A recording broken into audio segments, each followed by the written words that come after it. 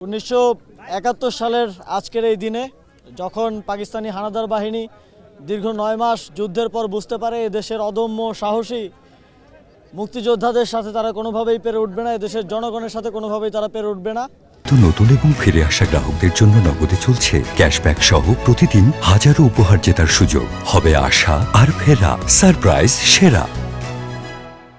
তখন পালিয়ে যাওয়ার ঠিক পূর্ব মুহূর্তে, আত্মসমর্পণের পূর্ব মুহূর্তে এদেশকে মেধাহীন করার একটি ঘৃণ্য ষড়যন্ত্র তারা করে এবং সেই ষড়যন্ত্রের অংশ হিসেবে 1971 সালের এই দিনে আমাদের বুদ্ধিজীবীদেরকে নির্মমভাবে হত্যা করা হয়।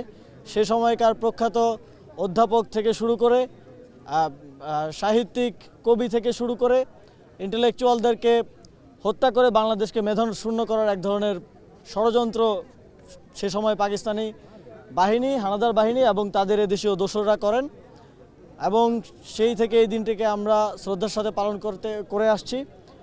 তারই একটি অংশ হিসেবে আজকে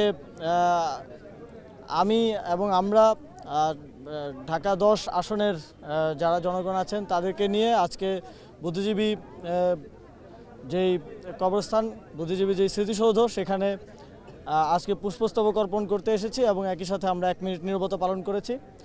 স্বাধীনতার 54 বছর পর যখন স্বাধীনতা যুদ্ধে আমাদের এদেশে সাহসী বীররা ঝাঁপিয়ে পড়েছিলেন, তারা যেই প্রত্যাশার জায়গা থেকে ঝাঁপিয়ে পড়েছিলেন সেখান থেকে প্রাপ্তির পরিমাণটা অনেক কম। তবে আমরা একটা স্বাধীন দেশ পেয়েছি, স্বাধীন ভূখণ্ড পেয়েছি এবং সার্বভৌম রাষ্ট্র পেয়েছি। সেটা প্রতিষ্ঠার লড়াইটা আমাদেরকে এই গত 54 বছরও করে যেতে হয়েছে। সর্বশেষ এডিশন হচ্ছে 2024, যেখানে আরও শত সহস্র মানুষকে জীবন দিতে হয়েছে স্বাধীনতা এবং সার্বভৌমত্ব রক্ষার জন্য। আজকের এই দিনে আমরা দেখেছি গত 2 দিনে বাংলাদেশে কি ঘটেছে।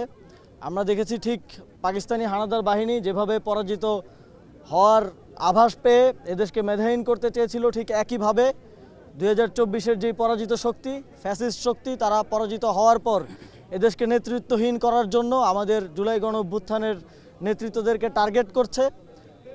তার অংশ হিসেবে ওসমান হাদিকে গুলিবিদ্ধ করা হয়েছে। তিনি এখন জীবন মৃত্যুর সঙ্গে পাঞ্জা লড়ছেন এবং আমরা জানতে পেরেছি যে আরও অনেককে হিট লিস্টে রাখা হয়েছে।